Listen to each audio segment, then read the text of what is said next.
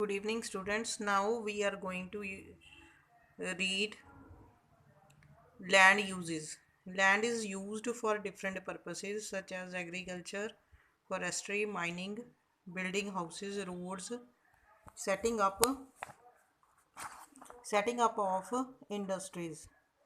देखिए इस पैराग्राफ में ये बताया गया है कि नाम से ही पता चल रहा है कि लैंड यूज़, लैंड को किस तरह से यूज़ किया जा सकता है। एग्रीकल्चर खेती के लिए, फॉरेस्ट्री जंगलों के लिए, mining, building houses, roads and setting up of industries, इन चीज़ों के लिए लैंड का यूज़ होता है। कॉमनली लैंड का यूज़ किस चीज़ के लिए होता है? बेसिकली आप देखते हो कि प्लेन एरियाज़ में जैसे हम रहते हैं, प्लेन एरिया में वहाँ पर ज़्यादातर खेती करने के लिए धरती का यूज़ किया जाता है और फैक्ट्रीज़ लगाई गई हैं। लोग अपने काम को बढ़ाने के लिए अलग अलग वेज से लैंड का यूज़ करते हैं। घर बने हुए हैं, सड़कें बनी हुई हैं, सारी ये चीज़ों के लिए लैंड का यूज़ हो रहा है। अब डेजर्ट एरिया में ना तो वहाँ पे खेती चीज की जा सकती है प्रॉपरली, ना ही वहाँ पे कुछ और काम किया जा सकता है। बेसिकली वो वाला area, deserted area, basically mining के लिए यूज़ किया जा सकता है। वहाँ पर कई तरह के मिनरल्स मिल सकते हैं। और land use is determined by physical factor such as topography, soil, climate, minerals and availability of water.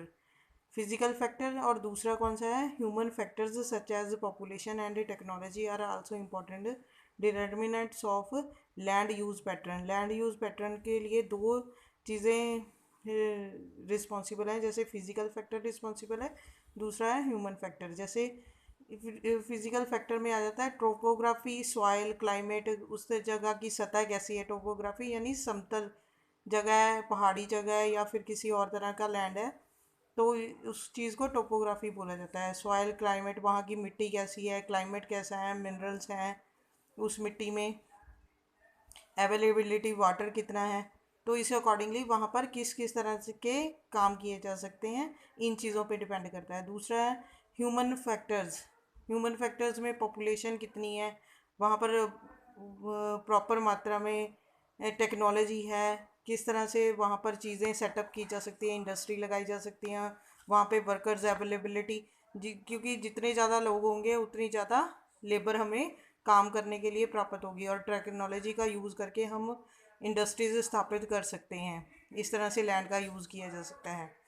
Land next है, land can be also be classified on the basis of ownership as private and community land. Land अब land दो तरीके से, land can also be classified, land को दो तरीक़ों से ऐसे भी क्लासिफाइड किया जा सकता है कि प्राइवेट लैंड है कि कम्युनिटी लैंड है। प्राइवेट लैंड को जैसे आपका घर है वो आपकी प्राइवेट लैंड है कि आप अपने अपने इंडिविजुअल यूज़ के लिए उसको यूज़ करते हो।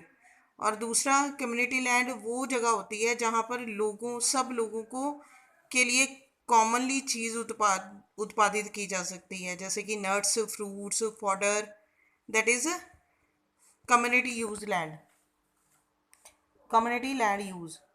These community lands are also called common property resources. ठीक है।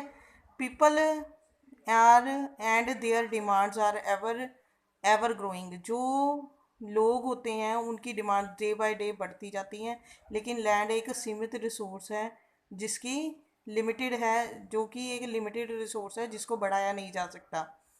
The quantity, the quality of land also differs from place to place. और जो क्वालिटी और लैंड की क्वालिटी होती है वो हर जगह पर डिफरेंट डिफरेंट होती है। जैसे समतल जगह पे नदियों की जो नदियों के पास जगह होती है, प्लेन एरिया होता है, वो मिनरल से भरपूर होता है, खेती बाड़ी के लिए यूज़ की जा सकती है ये जगह। और कुछ जगह ऐसी होती हैं जहाँ पे कमर्शियल यूज, जहाँ पे इंडस्ट्री स्थापित की जा सकती है। लेकिन कुछ जगहें ऐसी होती हैं जो माइनिंग के लिए यूज़ की जाती हैं, यानी उनमें से मिनरल्स निकाले जा सकते हैं, जैसे लोहा हो गया, तांबा हो गया, इन चीज़ों के लिए यूज़ किया जाता है। लेकिन डे बाय डे डिमांड बढ़ने के साथ साथ people start encroaching the common land to build up commercial areas.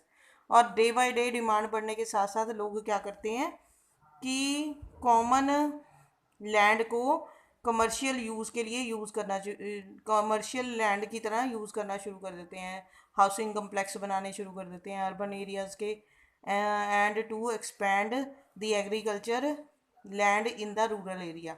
जो रूरल एरिया होता है उसके आसपास जो कॉमन कम्युनिटी लैंड होती है उसको एग्रीकल्चर के लिए यूज़ करना शुरू कर देते हैं, क्योंकि लोगों की डिमांड्स पूरी नहीं होती जगह कम होने के कारण। उस डिमांड को पूरा करने के लिए कम्युनिटी लैंड को वो यूज़ करना शुरू कर देते हैं खेती बाड़ी के लिए। Today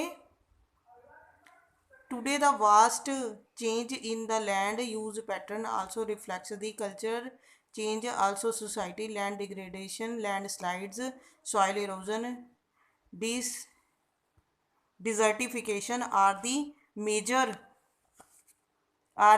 threats to the environment because of to expansion of agriculture and construction activities।